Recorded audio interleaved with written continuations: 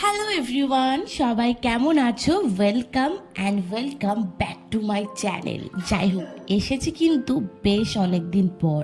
তার কারণ গেছিলাম কিছু কাজে একটু বাইরে।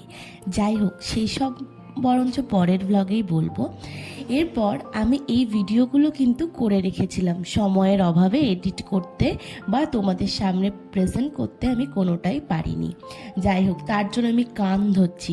আমাকে যারা চেনে তারা প্রত্যেকেই কিন্তু আমাকে জিজ্ঞেস করেছে আমি কেমন আছি, আর 2 সপ্তাহ হয়ে গেল আমি কেন ভিডিও দিইনি। যাই হোক, তাদের উদ্দেশ্যেই বলছি, এবং যারা আমাকে জিজ্ঞাসা করেনি কিন্তু ভালোবাসে তাদের উদ্দেশ্যেও বলছি, আমার খুব ভুল হয়ে গেছে, আমি কান ধরছি। এবার থেকে আমি রেগুলার ভিডিও দেব। যাই হোক, শীতকাল মানে তো বাঙালির পিঠে বরফ, এটা তো লেগেই থাকে, তাই না? তাই আমিও ভালো মেয়ের মতন, মা আমাকে বলল পিঠেগুলো বুনে দিতে। আমি কিন্তু পিঠে বোনাতে ওস্তাদ, জানো। ছোট্ট বয়স থেকে মাটি দিয়ে বানাতাম তখন। এখন যে বুঝতেই পারিনি যে আমি সেই ছোট্ট মেয়েটি এখন এত বড় হয়ে গেছি। যাই হোক, মা এই পিঠেগুলো আস্তে আস্তে করে ভেজে নিল। আর এই দেখো, এগুলো বানিয়েছি, কীরকম লাগছে বলো তো। আর তোমাদের সাথে বেশ অনেক গল্প করার আছে, আর খেতেও হয়েছিল দারুণ। তোমরা এই শীতের আমেজে কে কি পিঠে বানালে একটু জানিও। আমার এক কালিগ কাম দিদি, ও একটু বাইরে বেড়াতে গেছিল, আমাদের প্রত্যেকের জন্য এই দার্জিলিং টি এনেছে। আর এইটা খেতে কিন্তু অনবদ্য, সেটা স্বাদটা কিন্তু মানে আমি মুখে বললে কেউ বুঝতে পারবে না যতক্ষণ না সেটা খাচ্ছে। এটা অনলাইনেও অ্যাভেলেবেল আছে। আর তারপরেই হচ্ছে পরের দিন সন্ধেবেলায় অফিস থেকে ফেরার পথে আমি সুন্দর মোমো, যেটা আমার ফেভারিট, এখানে একটা ভাইয়ের দোকান আছে, সেই ভাইয়ের দোকান থেকেই আমি নিই বাগুইআটিতে। আর তোমরা আমার কাছে অনেকেই জানতে চেয়েছো যে দোকানটা কোন জায়গাটাতে। একদম বাগুইআটি বাজারের সামনে, নেতাজি স্ট্যাচুর ওখানে। আর আমার অফিসের সামনে, মানে আমার অফিসের ভেতরে, এই দেখো, এই 5খানা ডগি হয়েছে, মানে ডগিটার বেবি হয়েছে। তো কি যে সুন্দর আর কি যে কিউট, কি বলবো। এগুলো যখনই দেখি তখনই কিন্তু শীতকালের কথা মনে পড়ে।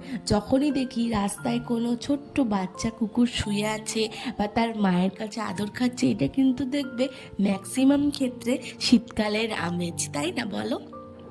শীতকালের দিনে এই ম্যাক্সিমাম এই কুকুরগুলো ব্রিড হয়। তো তার জন্যই হচ্ছে তাদেরও বাচ্চা হয়, এবং সেখান থেকে আমরা এই সুন্দর স্মৃতিটা পেয়েছি। যাই হোক, এই সুন্দর ডগিগুলোকে কিন্তু আমার ইচ্ছা হচ্ছিল বাড়ি নিয়ে চলে যায়, কিন্তু কি আর করা যাবে, সেটা তো সম্ভব নয়। তার মাই দেখো আমার দিকে তেড়ে আসছিল, কিন্তু তারপর যখন তাকে বিস্কিট দিলাম সে একটু শান্ত হলো, নাহলে সে কিন্তু খুব রেগে গেছিলো। এইটাই হচ্ছে পৃথিবীর নিয়ম, তাই না বলো? সন্তানের গায়ে আঁচড় কিন্তু কোনো বাবা মাই লাগতে দেয় না, সেটা যে কোনো প্রাণী হোক, কি পশু, কি মানুষ হোক, তাই না বলো?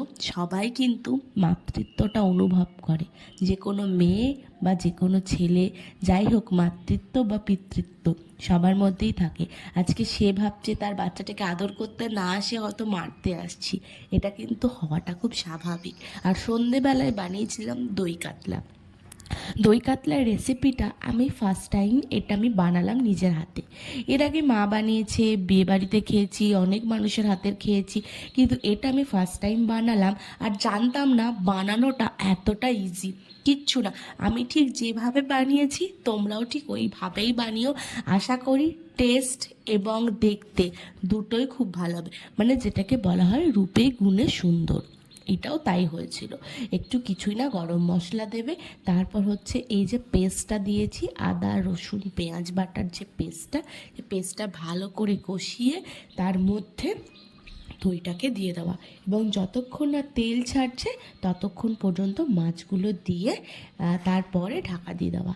একটা অসাধারণ রেসিপি, তোমরাও বানিও আর আমাকে জানাতে ভুলো না যে রেসিপিটা কেমন হয়েছে। আমিও রিকোয়েস্ট করবো তোমাদেরকে বানানোর জন্য।